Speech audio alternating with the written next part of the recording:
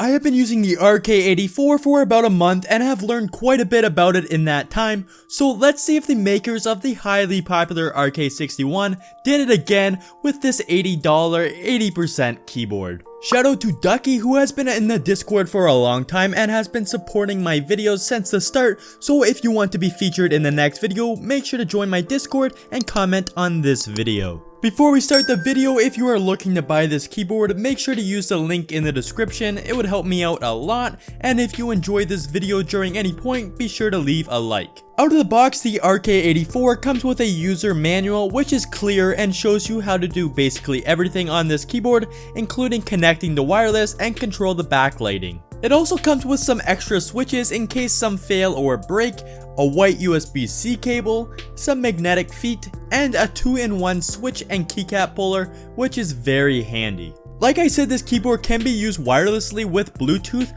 or if you look on the back of the keyboard, there is a cutout for a 2.4 GHz dongle. To switch between the two, there is an on and off switch to turn wireless on, and another switch to change between the Bluetooth and the 2.4 GHz dongle. The dongle does have some issues as it will connect pretty far away, but not every key will register unless it is pretty close, like around 2 feet away, which is kind of a bummer because I do like 2.4 GHz a lot.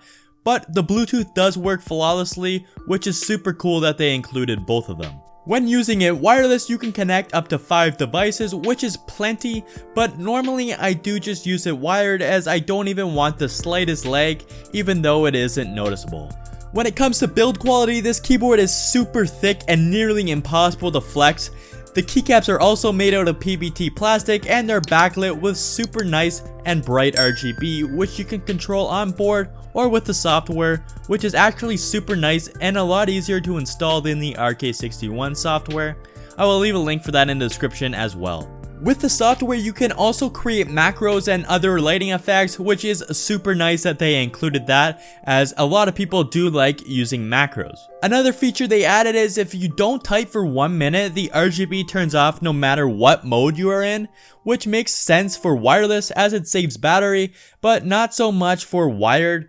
But you can turn the sleep time in the software to no sleep if you wish. For ports, the USB-C port is on the right side instead of the normal left side, which isn't too big of a deal, as well as there is 2 extra USB ports that you can use to plug in your mouse, your phone, or any other device, which is really cool that they included this, and I wish more keyboards had this. Also, if you don't like the RK branding on the front of the keyboard and would prefer a floating key design, which in my opinion looks better, you can take off the outer frame, which also makes it easier to customize and paint if you wish to add some character to your keyboard.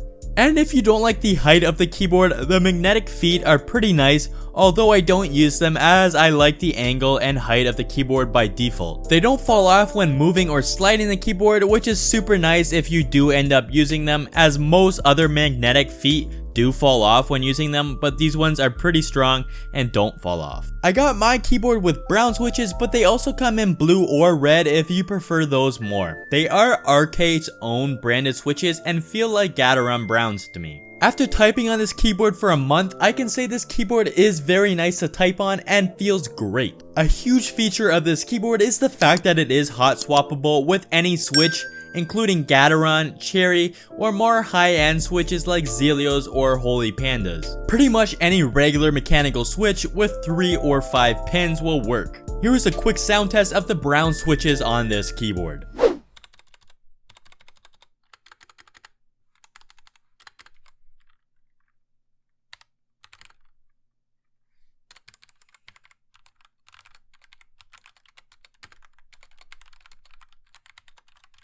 This keyboard has a lot of pros, including the nice RGB, excellent build quality, the fact that it is fully hot swappable, wireless, and has extra USB ports, while only having one con, as the USB dongle does not work super far away, which isn't even too big of a deal. For only $80 US, you get a super high quality 80% keyboard, which in my opinion is one of the best pre-built keyboards under $100 you can buy. I would like to thank RK Gaming for sending this keyboard out for review, although this review was not biased and I actually just like this keyboard that much. Also, make sure to join my Discord from the link below, and if you enjoyed this video and want to watch more keyboard related videos, make sure to subscribe and like this video, and I will see you guys next time.